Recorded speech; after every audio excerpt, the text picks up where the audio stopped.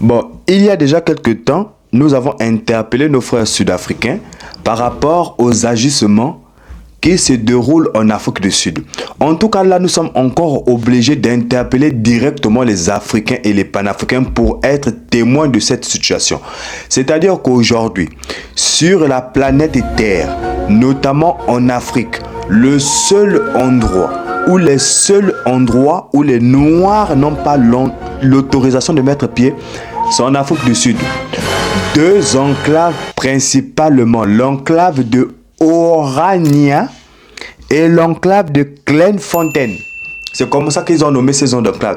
Ce sont deux enclaves installées en Afrique du Sud où les Sud-Africains n'ont pas droit de mettre pied. Et ces enclaves, ils ont à peu près la même histoire. C'est-à-dire que Orania, qui est située du côté du Cap Nord, c'est probablement l'enclave la plus célèbre, quand on nous dit des Afrikaners. Ils sont près de 10 000 là-bas. Ils nous ont réduit les chiffres, ils ont dit ça à peu près 2500 pour ne pas frustrer les gens, pour ne pas rendre les gens un peu plus énervés. Mais nous savons qu'ils sont nombreux, dont Orania, en train de vivre en autarcie. Et ils nous sortent des raisons, ils nous disent quoi? C'est pour préserver la culture et la langue afrikanère. Donc, ils ne savent pas préserver leur culture et leur langue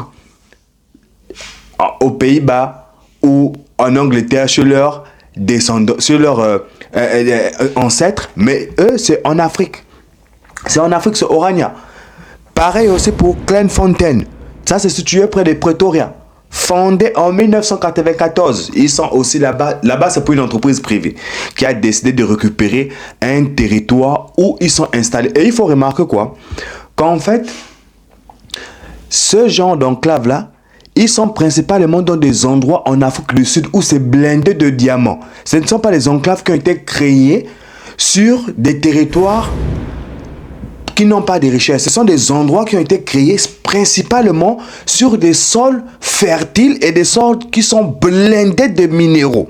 Parce que aujourd'hui, les gens se posent la question, mais pourquoi Big L fait cette vidéo pour nous parler des enclaves en Afrique du Sud? Les gars, l'Afrique du Sud, c'est l'Afrique. C'est nos frères sud-africains qui sont là-bas, même si nous savons comment ils sont en train d'agir. Parce que lorsqu'il y a des problèmes en Afrique du Sud, entre communautés, il faut regarder les agissements de nos frères sud-africains. Parce qu'on a vu comment les Sud-Africains étaient en train de fracasser nos frères ghanéens, nos frères du Nigeria, à cause des boulots de McDonald's. Ils ont fait des marches comme quoi les frères africains leur volent du travail. Le travail qu'eux-mêmes ils ne veulent pas faire. Ils ne veulent pas balayer les routes. Nous, on arrive là-bas, on balaye les routes pour pouvoir subvenir aux besoins de nos familles. Et c'est ça qu'ils viennent nous faire de reproches. Alors que les boulots essentiels, les boulots dans l'administration, c'est que des whitos. Ils ne font ni bruit, ni marche. Ils sont bouche bée. Et c'est ça qu'on vient nous dire que les Sud-Africains sont comme ça. L'histoire que s'est passée avec la Miss. J'ai oublié son nom, mais mettez-moi le nom de cette Miss en commentaire. La Miss en Afrique du Sud. On nous a donné qu'apparemment elle n'est pas sud-africaine, elle est nigérienne. Elle vient du Nigeria. C'est ce qu'ils ont dit, les autorités. Elle avait gagné, ou elle était sur le point de gagner l'élection là-bas. Ils nous ont sorti tous les prétextes. Alors qu'elle est black, elle est née au Nigeria et elle répond à toutes les conditions posées par l'organisme de ce concours de Miss là.